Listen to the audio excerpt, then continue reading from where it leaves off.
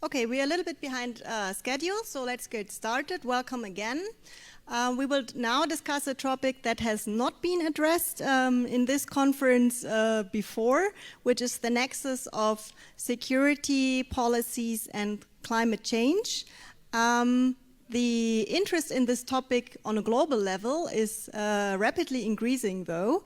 Only in January this year, the United Nations Security Council called for an open debate on this issue, and it turned into an 8-hour debate with more than 80 speakers. It's not a very new topic, though. Already in 2009, the United Nations General Assembly passed a resolution on it and asked also the Security Council to prepare a special report on this matter. And if we look back in these past 10 years from 2009 to today, we can really see that a lot of technical solutions have been developed that will help us to limit climate change, and also that international investment, green investment, is really growing. And of course, on a multilateral political level, we do have the Paris Agreement in place now since 2015. But what we can also say is that we really have a lack of ambitious climate action on the level of nation states, especially including, I must say, all governments of this region. So in Paris, the world basically agreed to limit climate change to 1.5 to 2 degrees. We by now managed to heat up our planet by 1 degree, and we can all see the consequences, droughts and heat waves and so on. But despite these alarming signals, we can all see we are still on a pathway to heat up our planet to 3 degrees or 4 degrees or even more by the end of this century. And we will now hear 3 speakers from 3 different countries telling us what security challenges we will have to face, or we have to face already now in a +1 degree world, and what challenges we will have to face in a 3 to 4 or more degree world. So please welcome first of all Mrs. Kira Winke from Germany. She is a researcher at the Potsdam Institute for Climate Impact Research, and that is an institute that is very renowned, especially for climate modelings, and you will share one of several of your models with us. And she has also been invited to become the co-chair of a very special institution in Germany, that is the Advisory Council of the German government on Civilian Crisis Prevention and Peace Building. So welcome, Kira Winke. Please also welcome Mrs. Teresa Sabonis-Helf. She's a professor of national security strategy at the National War College in Washington, D.C. And she's also a member of NATO Defense College Advisory Board. She is an expert both on energy and on water and for this region. And she has done a lot of research, especially on the South Caucasus, but also in Central Asia. And last but not least, please also welcome Mrs. Nino Antace, who is obviously an expert not only for the region but from the region, and who is a team leader at UNDP for energy and environment, and has worked a lot on disaster response especially. So my name is Sonja Schirmbeck. I'm a policy officer at the FES headquarters in Berlin, working on both South Caucasus and Central Asia on the one hand, and on climate and energy policies in Central and Eastern Europe on the other hand. So we will proceed with the opening statements, 7 to 10 minutes, maybe looking at the time rather 7 minutes, in the order that is of speakers that is indicated in the program. So Mrs. Winke, the floor is yours.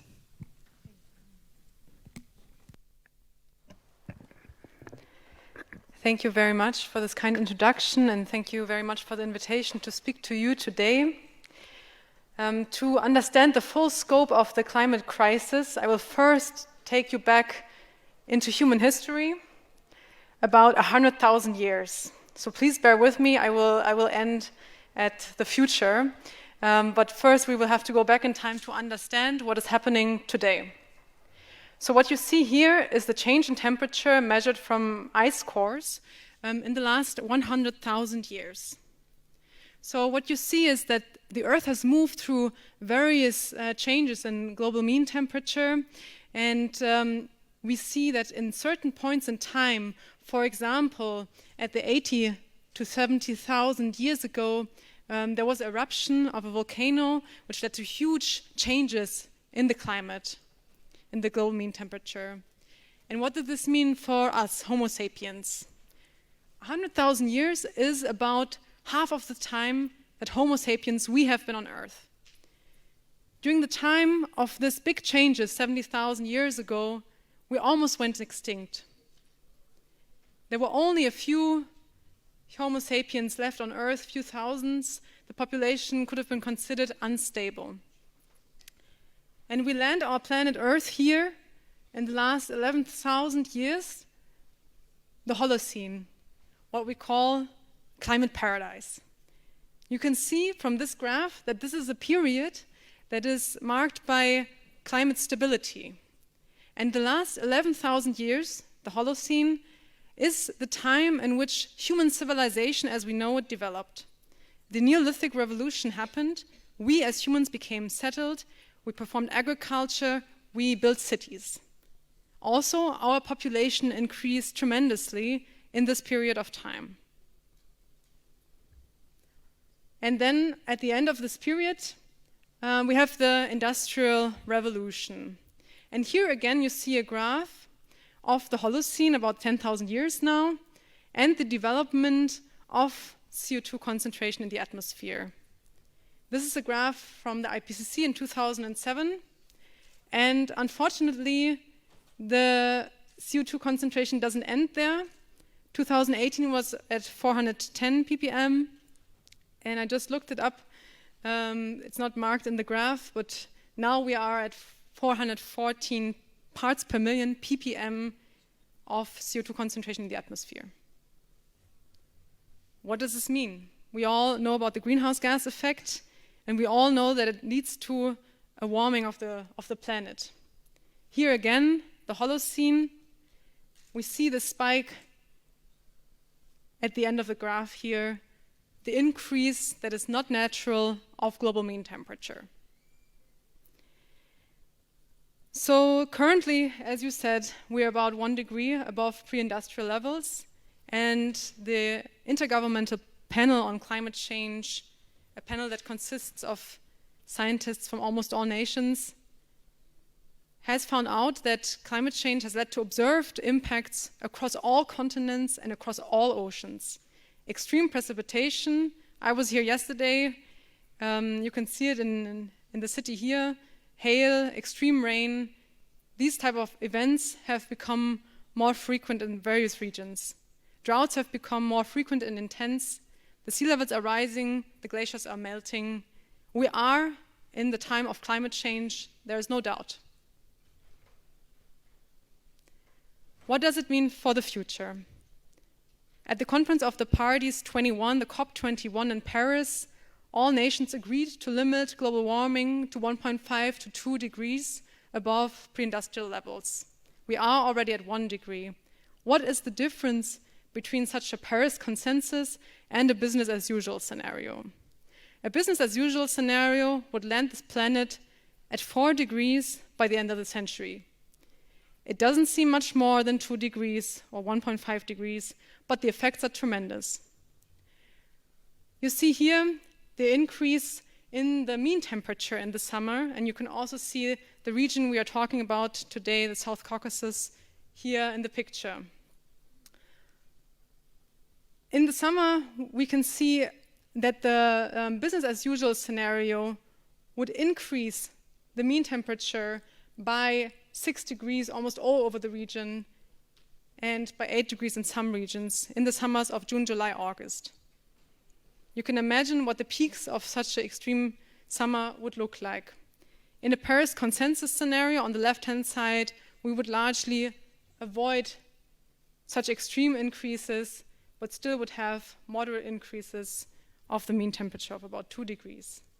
So we see that 4 degrees doesn't only mean 4 degrees on a global scale every month, but it actually means that in the summer we have peaks that are in the mean higher than 6 degrees or 8 degrees. And then what is especially worrisome is this graph. And this is a bit more complicated, but please bear with me. I will walk you through it.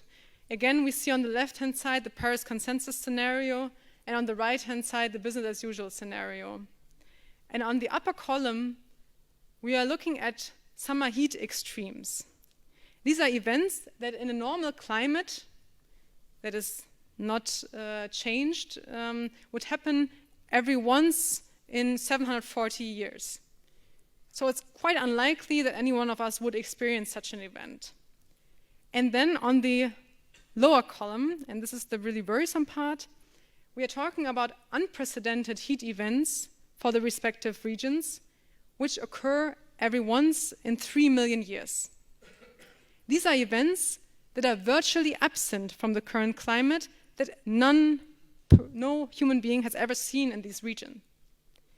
And you can see here that in a business as usual scenario, especially in the region that we're talking about today, 40–60% of all summers by the end of the century would see such extreme events. For these unusual events, the numbers are even higher. 80–100% of the months in that region would see such extreme events. In the Paris consensus scenario, again, you can largely see that such events can be avoided. Going back to the global scale, why was the 2-degree target agreed upon? And what are the risks associated with it? You can see again the temperature reconstruction here, and then the measurements on the little black line there. And you can see the different pathways of emissions over the next centuries. A high mitigation scenario, a Paris consensus scenario, would stabilize the Earth's mean temperature, whereas a business as usual scenario would, over a longer period of time, lead to global mean warming of 8 degrees or more. This is not by the end of the century. Here this graph goes to 2500. But this is exactly still the path that we're on, this red path. So this is not a completely unlikely scenario. And what would this mean for the Earth's climate and for the Earth system? Because when we are talking about these increases in mean temperatures, we're also talking about tipping elements that are caused by these temperature changes. Tipping elements are systems, parts of the systems of the Earth system that are large, and they may change non-linearly. So humans are very well adapted to linear change, and they can manage linear change quite well. However, we're not very good at managing non-linear changes. So these are systems such as coral reefs, which may appear to be stable, to be healthy for a long period of time until they suddenly change into a different equilibrium. And for the coral reefs, we have already seen some signs of so-called tipping of the Great Barrier Reef, where we have mass coral bleaching events in short succession, meaning that a lot of these reefs are dying and will likely not recover. So you can see these different tipping elements in these red and yellow shades here. It's the Western Arctic ice sheet, the Greenland ice sheet, coral reefs, Amazon rainforest, the thermaline circulation, the ENSO system, meaning the El Niño and La Niña system. And you can see that some of these systems, these tipping elements, are already associated with the Paris range. And this is why the well below 2 degrees was agreed upon to limit these risks. Because we know, for example, for the coral reefs, that in order to save only 10% of the coral reefs, we would have to limit global warming to 1.5 degrees and not go to 2 degrees. And this is basically in one graph, the reason why nations agreed to limit global warming to 1.5 to 2 degrees, so that in order to avoid the tipping elements that are under this business as usual path.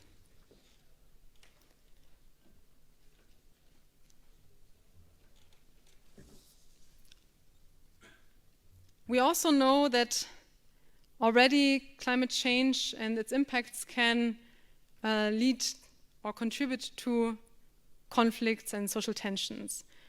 But it's a very complex issue and it's a very multi-causal issue. And I would just like to present to you what the current state-of-the-art scientific knowledge is on this issue. So for this, I took out basically 3 quotations from papers that were really important in this field.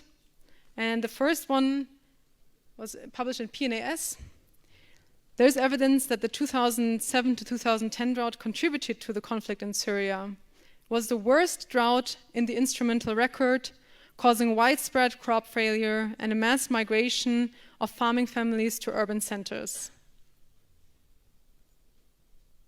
Then the next one is a study that was conducted by our institute.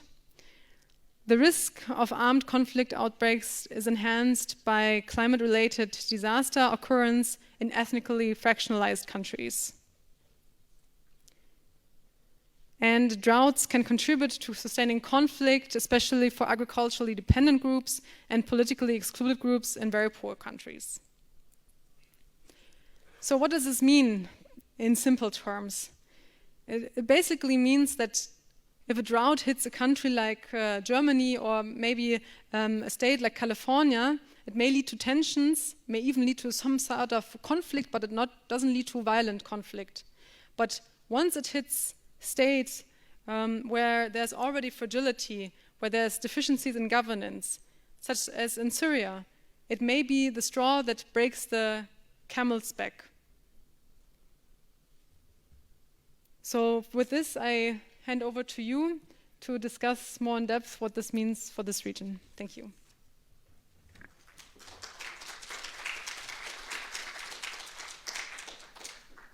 Thank you very much, Mrs. Winke, and also for highlighting especially that if we move beyond this 1.5 to 2 degrees Fahrenheit, then climate change is no longer in our hands. It becomes by itself reinforcing and irreversible, basically, for humankind. So now we are moving to Teresa Saboni Health. Let me just get your presentation.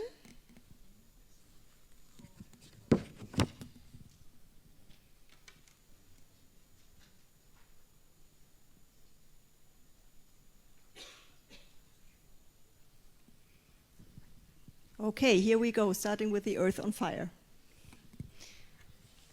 I come from the more traditional security community, and there is a real debate about how should we think about climate change.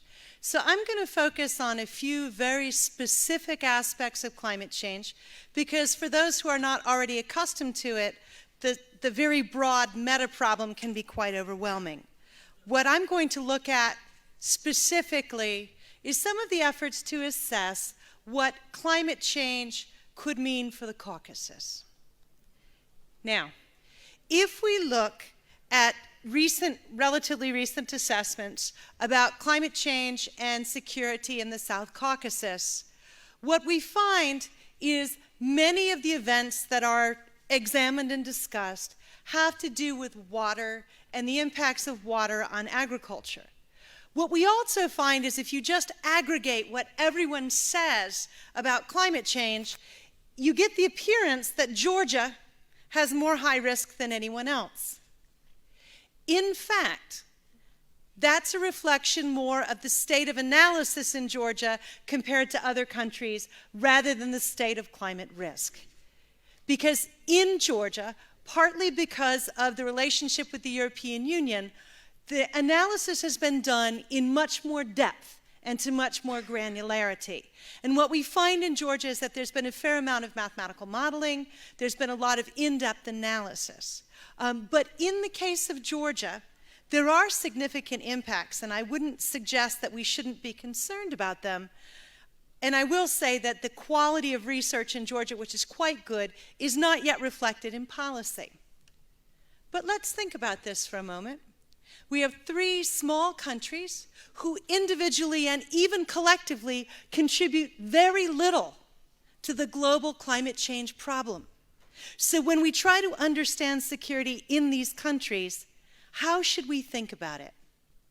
Well, I would suggest that we start with something very concrete and very clear. And that has to do with the basin view of the region. Now, this map shows you the upper and the lower rivers that I'm going to talk about. But let me move to a map that gives you a clearer sense of where the national boundaries are. What you see is that the entire region, with the inclusion of parts of Iran and Turkey, all are contained within the Kura-Arax basin. And what that means is how the water moves across this basin is going to be very important.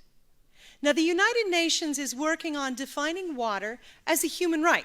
And if you think about that for a moment, you understand intuitively, if I withhold water from you, you will die. So, in a sense, water is a human right. But we also know that if you don't treat water as a commodity that has value, then it doesn't get used well. So somewhere in between water as a right and water as a commodity, nations have to figure out how to keep their people supplied with the water they need for the lifestyle that urban societies expect.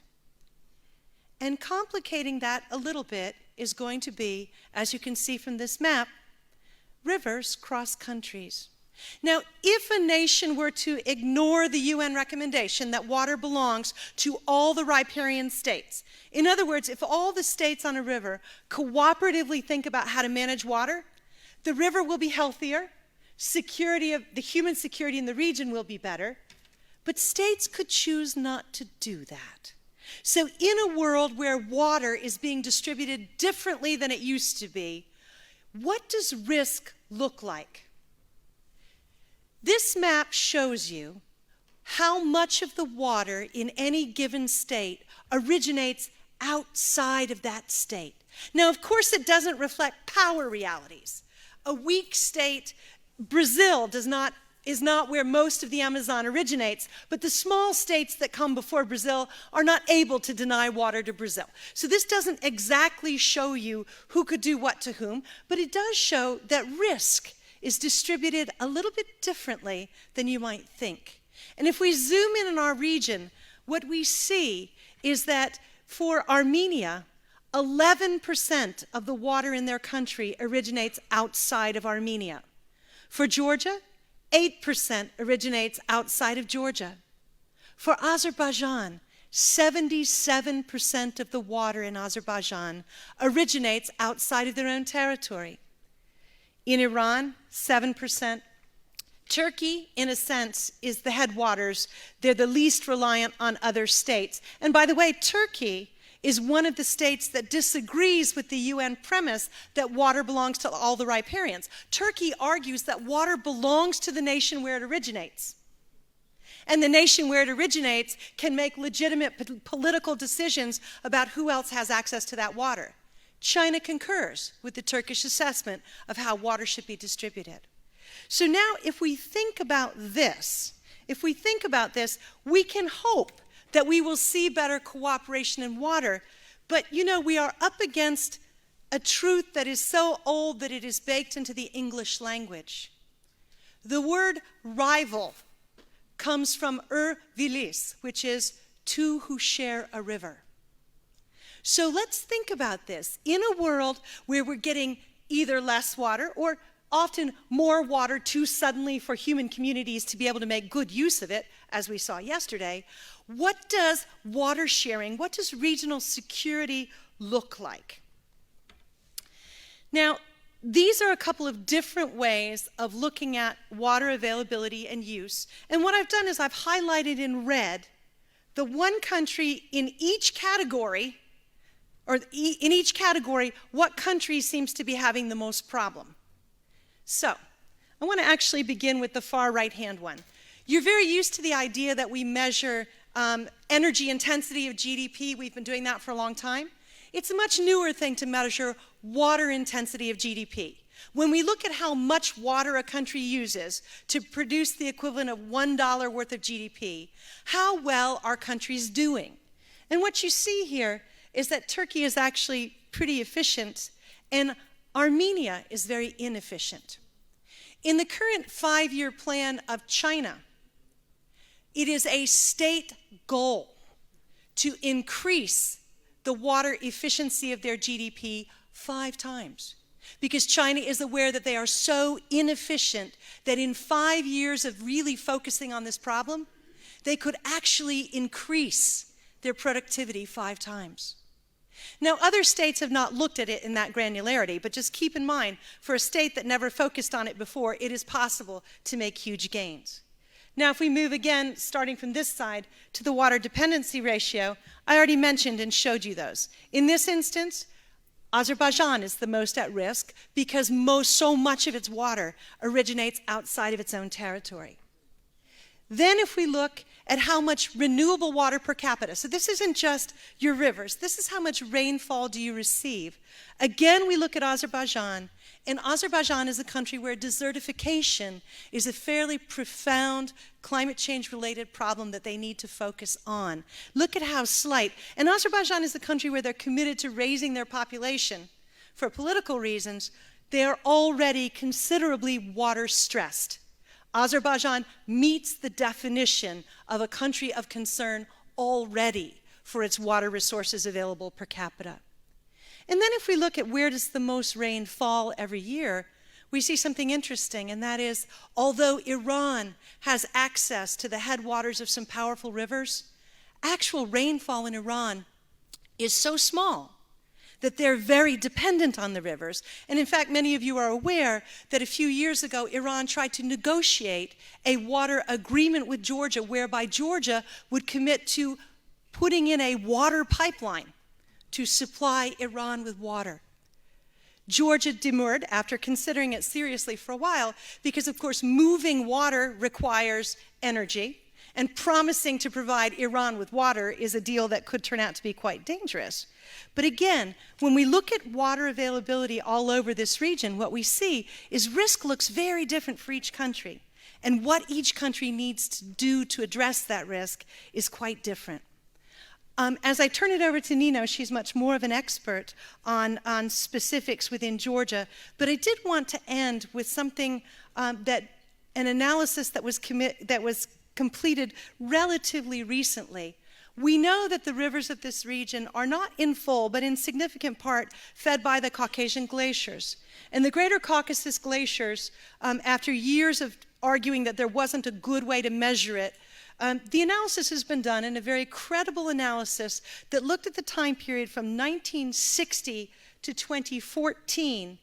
The assessment is that since 1960, the glaciers of this region have receded by 29%.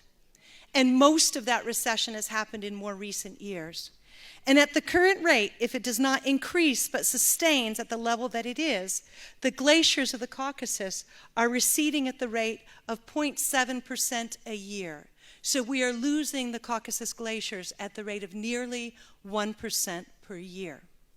So, from a regional security perspective, I would strongly encourage all of you to think in security terms about where we are headed with water in a part of the world that's usually regarded as being quite water rich.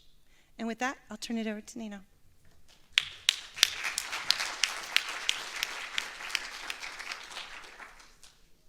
Thanks a lot, Teresa, for highlighting especially water and water scarcity that can become one more driver of conflict also here in the region. And with that, I hand over to Nino to elaborate more on that, but also to add on some other risks that climate change will bring about. Thank you. Good afternoon, ladies and gentlemen. Thanks to presenters before me. So we heard a global context. What is the problem with climate change and what are the worldwide agreements in this regard? We also heard very important information about water resources and importance of water resources, which might be availability of which might be affected by changing climate. I would like to speak a little bit about impact of climate change as we know it now for the South Caucasus region, for our countries in the region, and try to link this to any potential security implications. First of all, I would like to highlight that there is no doubt and there is no room for doubt, actually, that scientific evidence shows that climate change is already taking place in this region. We have lots of information, as mentioned earlier. There is quite intensive research ongoing, especially during last 10 years or so. And we have already information, and trends show that that this region will become warmer and will become drier. So there is the trend is that temperatures are increasing, that we have much more frequent and intense extreme weather conditions that are creating sometimes disastrous situations. And we also have projections that precipitation will decline, so it will be less.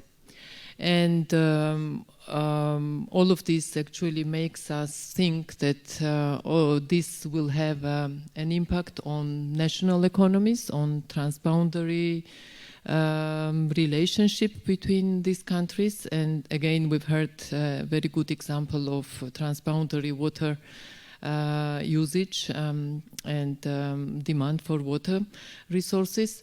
And of course, such trend, if it really happens, will have impact on economies. And if it has impact on economies, then it has impact on livelihoods and on human health and on agriculture, on energy sector, etc., etc.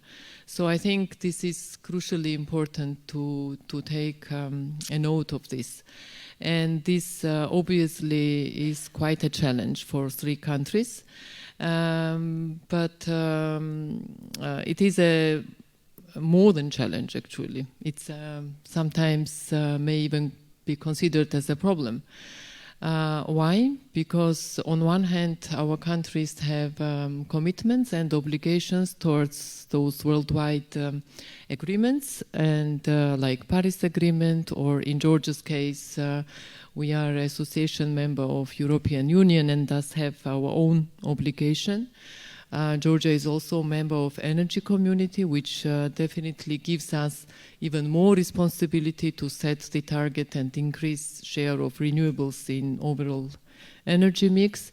But the problem is that we try to have transform this research information and evidences into policies. Still, the systemic gaps does not permit us actually to have this full consideration and mainstreaming. So that's why it is crucially important to have climate policies in place. And the problem we face in our countries is also that it's not only because of severity or exposure to climatic hazards or these potential risks, but also a limited adaptive capacity. So we don't have right systems in place to actually fully monitor, assess, analyze this climatic information and make all the good modeling and projections on what would be the real implications and how we can consider and mainstream this in our development agenda, overall development agenda. So, for example, in our countries, we lack or we have inadequate regulatory frameworks or legislation that may support such considerations or such policy development, or we may have limited resources, both in terms of technical knowledge and also financial resources, and whatever is being done is quite often supported, or in majority of cases are supported by development organizations, by donor organizations. And while we have lots of good work that is being done in terms of changing legislation or regulatory frameworks, etc., still it takes time, and still we need to start doing actual very specific and concrete adaptation measures. We know that the biggest problem is emission, like human factor in climate change. And as mentioned earlier, this region is not the biggest emitter of CO2. However, we are also in line with other countries, and we need to reduce emissions, and we need to decarbonate our energy sector. But it will take time, and those people and those, the local, especially local population, they can't wait for this. So these mitigation actions will, for them, may come quite late, or it will require time. And that's why it is important to invest and make sure that we do assess climatic risks as intensively as possible, and then invest in building resilience, in reducing risk of such events, and making livelihoods and population more adapted to these recurrent climatic hazards. In addition to water resources, I would like to also highlight some other issues and other risks. I think agriculture, and it's not only that I think, but the evidence shows that agriculture sector is the most affected.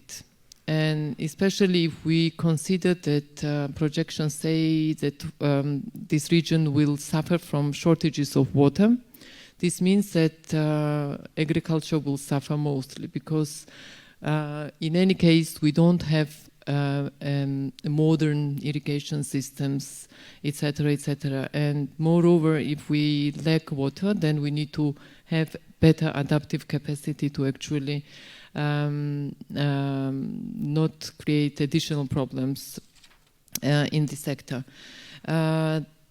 These countries are very much prone to climatic hazards. As I mentioned earlier, the frequency and intensity of extreme events are on rise significantly. And the damages, economic losses and damages to infrastructure or livelihoods are significant. I can tell you that for last 2 decades, over $14 billion were assessed as an economic damage to Georgia only, caused by climate-induced disasters and hazards. And of course, that includes casualties, priceless human life, around 150 in last 20 years or so, and only 21 out of this 150 died in 2015 Tbilisi flooding situation. And many of us would remember the devastating effect of this disastrous event in the capital.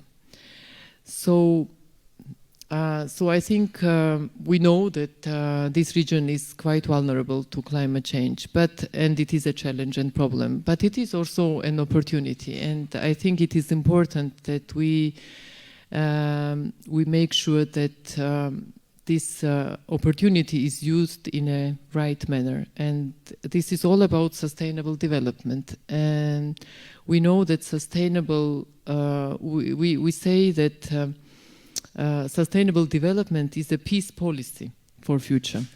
And without proper adaptation and mitigation to climate change, we will not have sustainable development. And if there is no sustainable development, then there is no peace and stability. And I think it is important to really unlock those social and economic benefits that may lead us to greener economy, to creating jobs, etc. So, for example, when we speak about increasing share of renewables in overall energy mix, and in other words, developing other sectors of energy rather than traditional fossil fuel-based energy, then this may create new job opportunities. This may make our economies greener and more effective. And I think this is really important, and we should look at this challenge and this problem of climate change as an opportunity for developing our countries in a more sustainable manner. Thank you.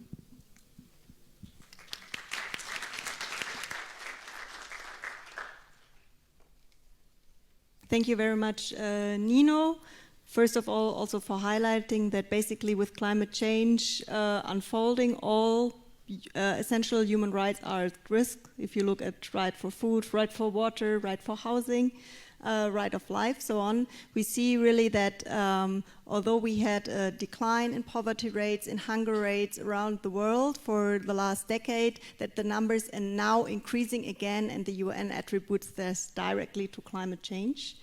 But also for highlighting that we should not see climate change only as a threat, but also as an opportunity to act. And I really like your sentence saying turning policies to sustainable policies is actually also peace policy, because I think we not only really would like to avoid living in a 3 to 4 degree world at the end of the century, because this will be a major driver of conflict, but we can also unlock a lot of economic potential, of social potential, and actually create a better life for us all.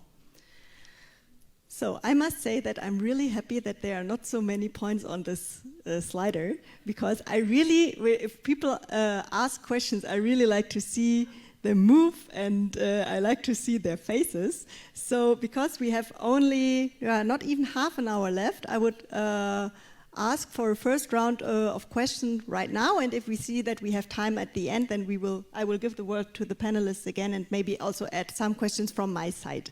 So now the floor is yours, not to type, but to raise your hands and talk into a real microphone. Yes, please. But now the question is, do we have microphones? Yeah, we do. So hello again. I'm Nana Prischolani, energy expert for Georgia Tbilisi. So first of all, thank you, dear speakers, for your very interesting speeches. And my question goes to Professor Teresa Sabon herself. So you know that Georgia conducted the state policy to develop the hydro potential. So it means in several years to be built dozens of hydropower plants, which means that the whole management system of the river will change. So, as you like to mention, there is the basket full with risks.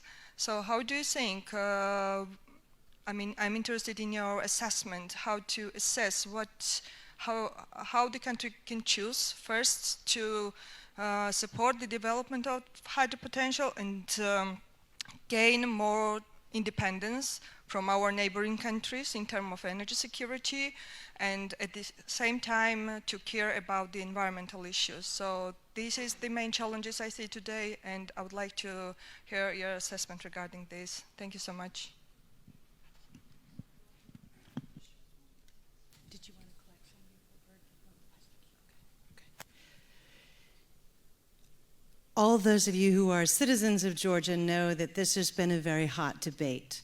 The Georgian government put a huge priority on building as much hydro as possible a few years back, and that went from a policy that was widely embraced to one that's very controversial.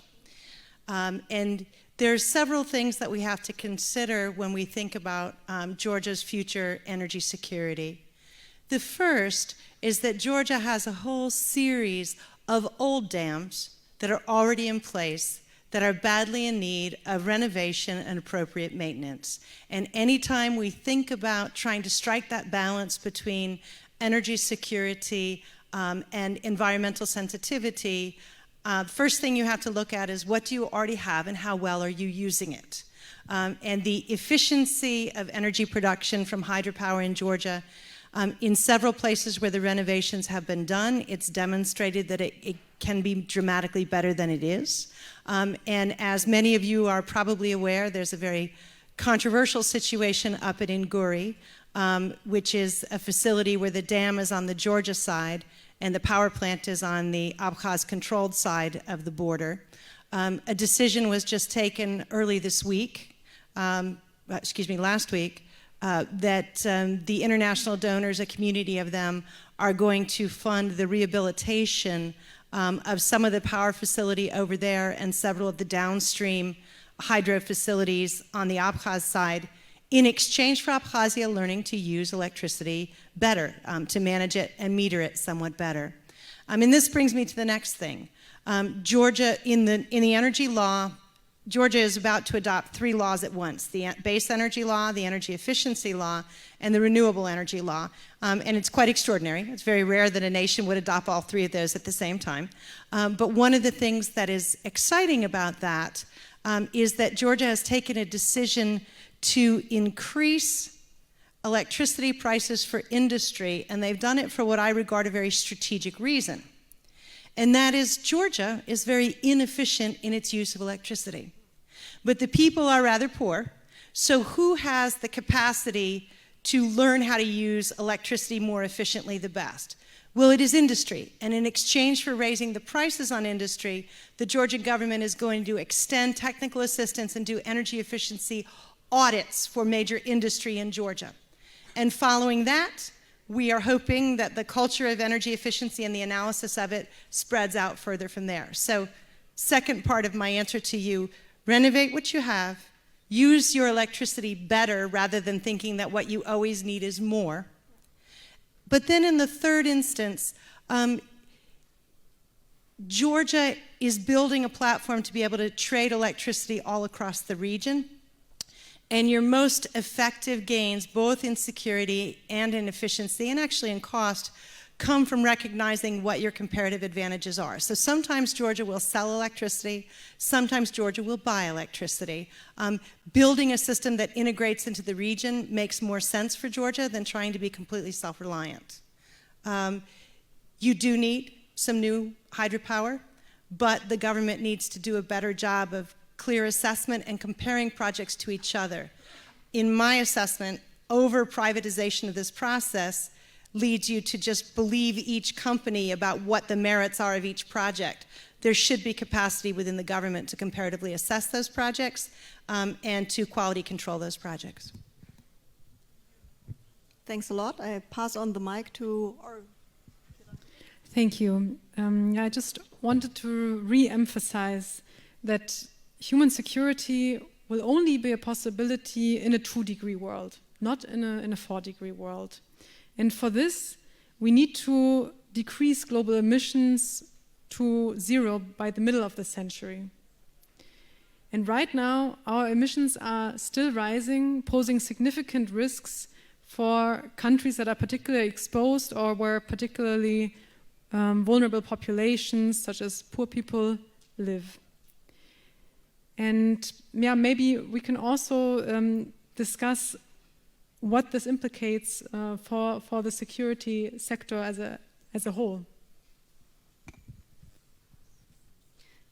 Yes, we can. That would actually be one of my questions. If there's no other question from the floor right now, then I would really like to add this one, because I noted down 2 questions from my side, looking at this nexus of security policies and climate change. One is also on adaptation. I mean, we hear a lot about how we need to adapt probably security grant strategies. But I would like to ask you whether you have heard on any very practical measures, like do we have to move army bases from areas that are very close to the coast, or from areas that are maybe flood prone to landslides, looking at possible disasters. And the second question, I mean, for you, especially in the audience, it might sound very funny maybe not to only discuss about electric buses or electric cars, but also about electric tanks. Or maybe about putting solar roofs on army barracks. But I mean, as Kira Winke said, we want to avoid this +3 to +4 degree world, and that means 0 for all nations across all sectors globally by 2050. So we are talking about a 0 emission arms industry. We are talking about 0 emission state forces. And do you see any movement into this direction? Who would like to answer first?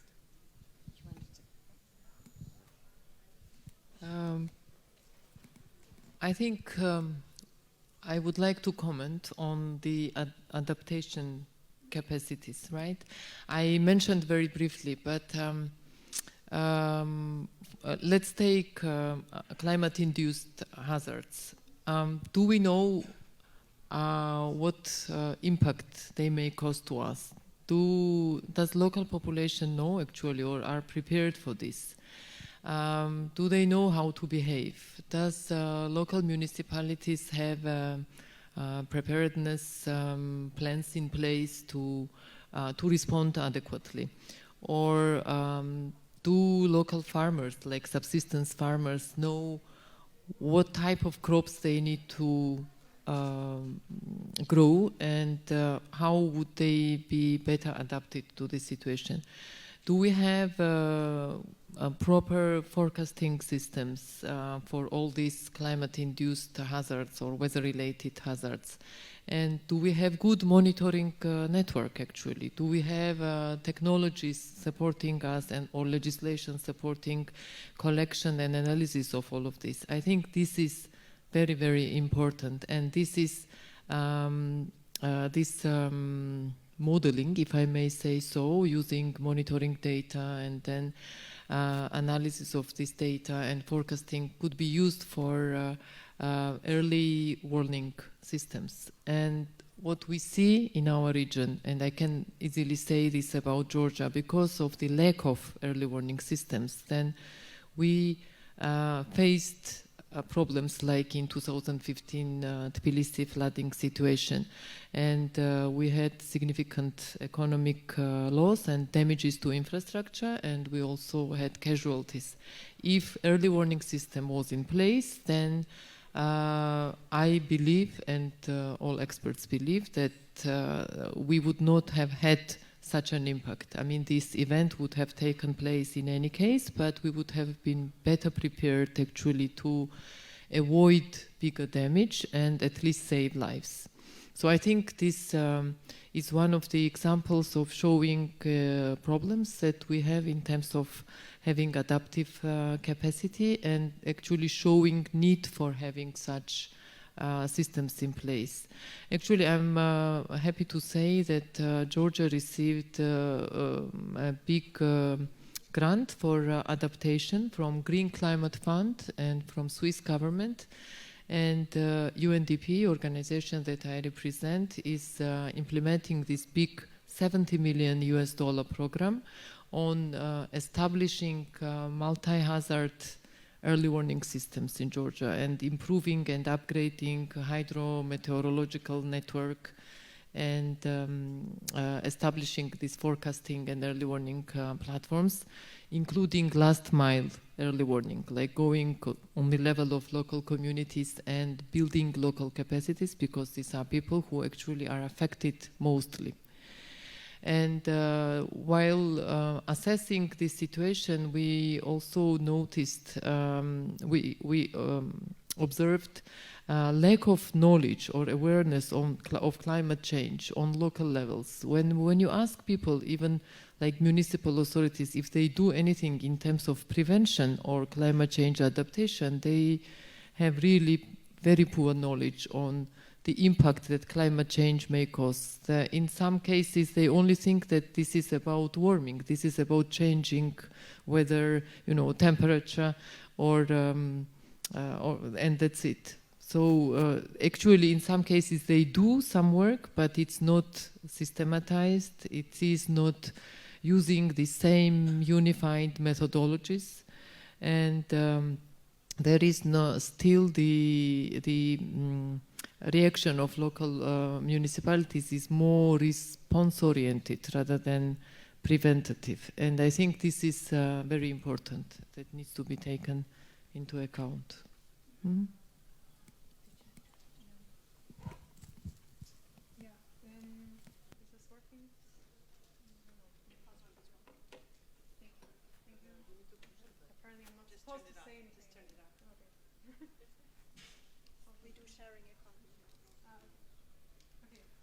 Sorry about that.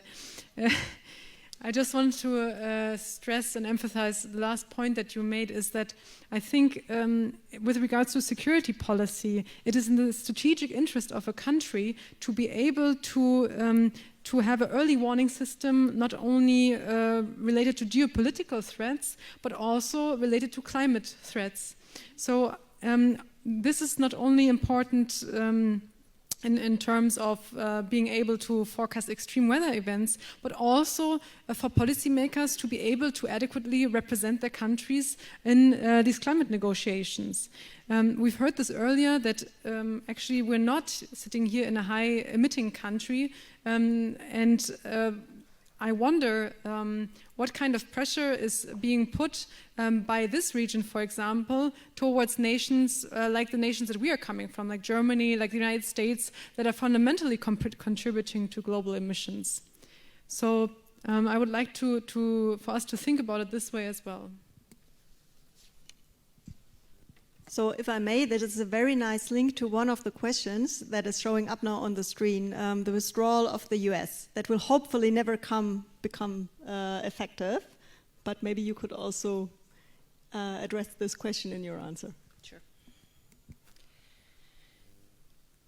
So the United States has wrought havoc repeatedly with climate negotiations. The reality is that the United States plus China account for 40% of all global emissions at the present time, the day-to-day emissions. So in advance of the Paris negotiation, the United States and China cut a bilateral deal about how they would cooperate to reduce emissions, improve energy efficiency, and begin to address water issues that particularly concern China. That agreement became the United States and China's going-in position for Paris. And frankly, it's one of the reasons that Paris succeeded, because you already had the United States and China behind it. I'm concerned partly about the United States non-participation and partly about the United States beginning to cease some of the cooperation that we were doing bilaterally with China. I think that it is very important that the lead emitters set the tone and set expectations for each other. I don't think that the United States will fully withdraw from the climate negotiations. And in fact, I don't know how many of you follow climate, but at the last conference, which are compelled by the treaty to happen every 2 years, at the last conference, there was a huge delegation from the United States called We're Still In. Because one of the strangest things about the Paris Agreement, and maybe one of the things that in the end makes it the most powerful, is it is the first large-scale multilateral treaty agreement that is what we call polylateral. The signatories are not only countries, they're also cities, major corporations, and all kinds of other actors. And I think that this is structured in such a way that even if we have unenlightened governance at the top in the United States, we still have important participation of a lot of cities of the United States, of corporations, and we still have the enthusiastic participation of several venture capital companies that have committed to invest in the next generation of energy. So the good thing about Paris is that it isn't only states that belong. It's a lot of other actors that can have an impact on the outcome. And to the discussion about resilience, I want to point out what I think is a really important contribution being made by foundations. The Rockefeller Foundation has identified what they call 100 resilient cities. These were cities that agreed to be a model of data sharing. They appointed a chief resilience officer who was responsible for assessing the city and reporting regularly about its vulnerabilities. And these 100 cities are located all over the world, and they're trying to use them as a basis to collect data and best practices for smaller cities around the world to understand. And they've already begun to do a really important job with identifying most cost-effective resilience measures. Okay, thanks a lot. We now have 3 more questions on specific actors. First of all, I would like to underline what you just said is true not only for the US, with a lot of cities, communities saying we are still in. So actually, as far as I know, US is still on track, basically, despite Trump, to reach their climate targets. And we see this movement really around the world. I just had the chance last week to meet with the vice mayor of Kutaisi. Kutaisi also joined the Covenant of Mayors, and she is really looking into options now also to turn Kutaisi more towards renewable energy. And this is also because she says this is a very good way of having more jobs, of having more local welfare, and she would also encourage more communities, of course, to look into this issue. Now, we will end, we'll next focus on three special actors. One is the special role of youth. I don't know whether you have Friday for the Future demonstration here in Tbilisi. We have it in a lot of countries now around the world. And then we have one question about how it's called now, the Ministry for Environmental Protection and Agriculture in Georgia. So maybe, Nino, you would like to answer on this. And then we have one more matter, that is the framing of the climate change discourse, and I think this is the question: how can we make sure that climate change discourse is not only perceived as an environmental issue, but on a wider scope? So maybe we can end on this point and close also the panel in time.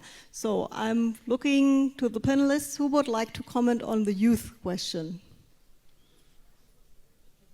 You, okay, and then also on the ministry in Georgia. I don't see the questions, unfortunately, neither from here. So I don't know what is the question about Ministry of Environment. Okay. If you can read it. What role do you see? What role do you see for the Ministry of Environment Protection and Agriculture of Georgia in regards to climate change? So we know that these ministries have recently been merged, right? So maybe you take on this. Yeah. Okay. First, perhaps I can comment on the youth or the role of youth in fighting against climate change. I think youth as young generation is important to be used, if I may say so, for increasing awareness and for being a real driving force.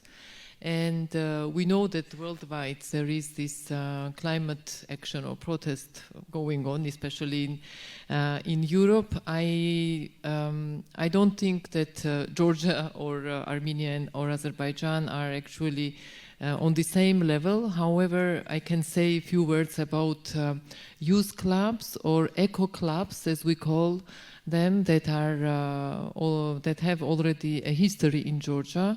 That are run with the support of civil society organizations, environmental, like green NGOs, and they prove to be very, very, very successful, really. It's a real pleasure, actually, to work with these young people, because they are also educating their families. We have so many good examples when they go back home and they transfer that knowledge or the issues that they discuss in eco clubs, which are part of informal education, on several environmental issues, and climate could be one of those issues, but it's about forest systems or waste management or separation, etc., etc.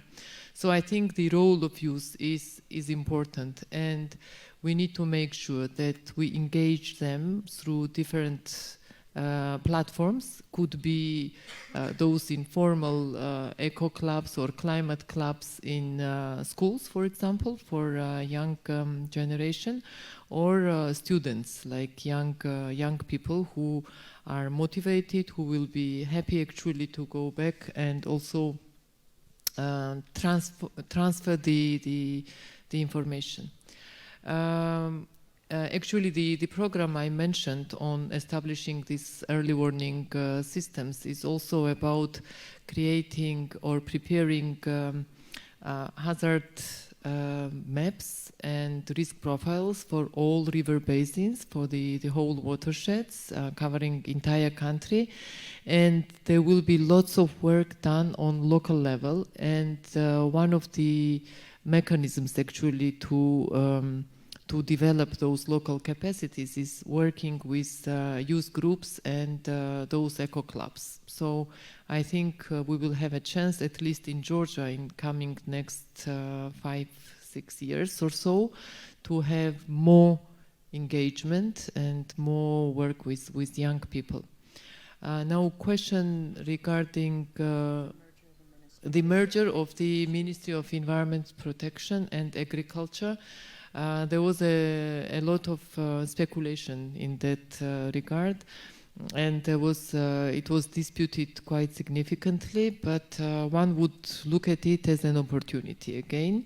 It's a big ministry, but it has a very specific role related to climate change, and as mentioned earlier in my presentation, because agriculture sector seems to be mostly affected, I think having these two together is an opportunity actually to make sure that these policies are fully integrated in agriculture development as well. On the other hand, on anything related to climate change on policy level, but also for international commitments that our country has, this ministry is the focal ministry. It has a separate climate change service or division, which is coordinating everything related to climate change, including calculations for greenhouse gas emissions, inventories, preparing national communications for UN Framework Convention on Climate Change, or coordinating other state agencies for harmonizing legislation related to climate change towards EU directives, for example, water directive or flood directive, etc. So I think if I understand the question correctly, in my opinion, merging these two ministries is a challenging situation because it's a very big ministry. But on the other hand, we may look at it as an opportunity because there is obviously a link between these two big areas. Okay. Thanks a lot. So in Germany, I would say we still have two split ministries, one for environment, including climate change, and one for agriculture. They are fighting all of the time. So because also the ministries are coming from different parties. So I'm not sure whether this is particularly helpful. But before we also turn to Berlin and learn a little bit more about the Friday for the Future demonstrations that happen in front of both ministries, actually, let's turn to the US. So I thought I was going to talk about framing. You want me to talk about youth? One thing I'd like to say about Georgia and climate and making it more real. Nino just informed me, and I'm not sure how I missed this, but Tbilisi was accepted into the Rockefeller Foundation program on resilient cities. That means that that Tbilisi has received resources for better tracking and communicating what they're doing to make the city more resilient, and that means that information is publicly available. So I see that as an extraordinary educational opportunity. Many years ago in the 1990s, the Peace Corps volunteers in several very authoritarian post-Soviet countries went to rural provinces, and what they did was they brought water testing kits for the elementary schools. And they taught children how to test the quality of their own water. And it was a brilliant thing about empowering young people, empowering the public, and making people understand how important science is to their own everyday life and to their risk. I strongly encourage one of the most important things about youth movements is to make sure that our young people are grounded in knowledge, because increasingly we have the bad habit of only listening to news we already agree with, and only collecting information from people that we think will agree with us. So encouraging our young people to continue to take a scientific approach to information, encouraging our young people to challenge the quality of things like water where they live, I think is an extremely important project in any democracy. I do teach an evening course at Georgetown University, and I always tell my Georgetown students in energy that the transformation of the global economy to completely non-carbon will happen not as rapidly as they hope, but much more rapidly than the kernels that I teach in my everyday work. I think it is from the young people that we get the optimism about changing this enormous global system that is very much baked in. And that dynamism has to be there, and we have to be willing to break that system and move forward. Thanks a lot. Let's see whether Kira Winke agrees to that.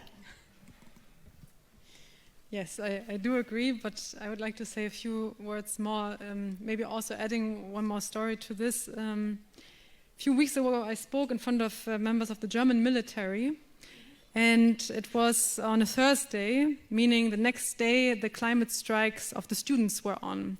And I asked them if their children are protesting. And a lot of them said, yes, my children are protesting. And I think the youth that is now being engaged in this topic is doing exactly this.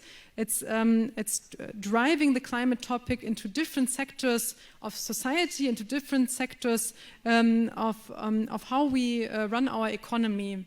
And it's not only a protest against the effects of climate change, but in the end, it's how we run our economic system. So it's also the Extinction Rebellion. The UN report showed that we have 1 million species at risk of extinction.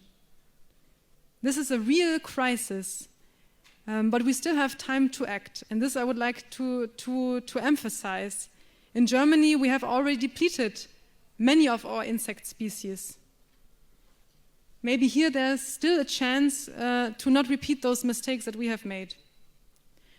And then I don't only want to leave on this sort of grim note, but also want to tell another story of the Paris Climate Agreement. Imagine you wake up in the city and it is quiet because the cars are running on electricity. The air is clean. We eat food for which we do not have to torture animals to have it. I can get on a train to come here, to go to Istanbul, fast-speed train. This is the statement of peace that is somehow included in the Paris Agreement. Thank you very much for these almost final words. Let me really also emphasize that this was only a small glimpse in this afternoon into the huge area of climate and security debate.